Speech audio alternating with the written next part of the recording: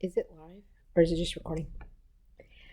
Hi everyone, it's Monica from the Sweet Porium, bringing you a mason jar painting tutorial. So this is a really big mason jar. So if you can see my hand, I didn't even measure it. I guess I can measure it in just a little bit. Anyway, so I am struggling a little bit of putting it in the frame of the video so that you can follow along because it's large, but that's okay. We're going to go ahead and chug along. And in your kit, you have a light turquoise, a gray, a white. We have really soft pastel-y colors, spring green, a periwinkle, yellow, and 3 shades of pinks. So I'm going to go ahead and uncover those, and you'll see that there is a dark, medium, and light. And there we go with the colors. So you have all these paints in there, and the first one that we're going to go ahead and put on for our base coat is that light turquoise. So I'm going to go ahead and move everything out of the way except for that. You also have 3 brushes. You have a distressed, worn out chip brush, and the rattier the better. And then you have a flat brush. Yours is new, mine is not.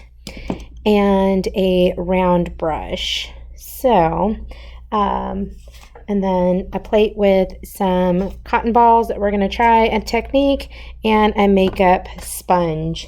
Things that are not in the kit that you would need to have is a cup of water for your paint, some paper towels, and a blow dryer nearby so that you can speed up the drying. I am not a patient person when it comes to painting, or I like to see how it's going to come along and move forward. So, all right, we don't have a super huge brush, and like I said, this is a really big canvas, so we'll just go ahead and start getting that paint on there. Be sure that you are wearing something to protect your clothing, an apron, a smock, or if you just have paint clothes that you allocate that is your mess clothes, do that, because this is permanent paint, and be sure that you protect your work surface either with a tablecloth or don't use newspaper because your thing is going to dry to it and it'll be all sticky.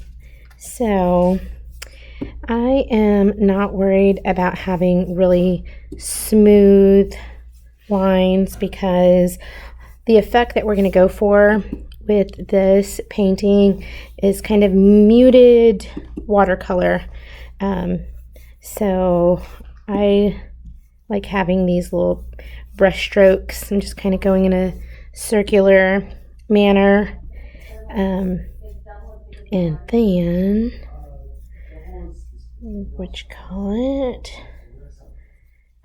But we do want to make sure that it has coverage. We're going to go back and put some other highlights and things so it's nice and springy, summery color palette. You can go all the way up to the neck. So you'll see this line, like the lid line. We'll go to that and then we'll put some colors. So I'm not going to pick this up so that you can keep it in the frame of the video, but I am working my brush along and around the jar so that I get the edges. And make sure that you carry that paint over the edges so when it's hanging, it's nice and finished looking. All right, I had a couple of drops of paint there that I'm just gonna brush out. Here we go. All right, and I don't, like I said, I want it very choppy looking. It actually looks better where I am. Let me see if I can move the light and see if you guys can kind of see what I'm talking about. There we go. Yeah, you can see that it's kind of blotchy. So I'm going to go ahead and put that brush in water. And then I'm going to get my periwinkle color right there. Not quite blue, not quite blue, not quite purple.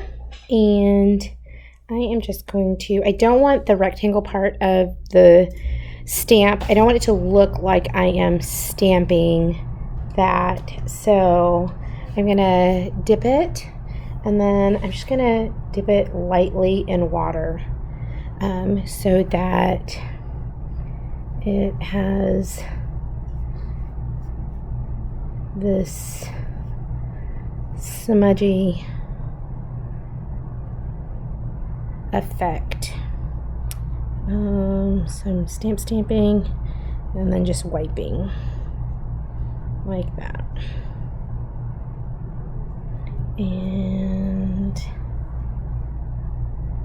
hang on just a second, I'll be right back.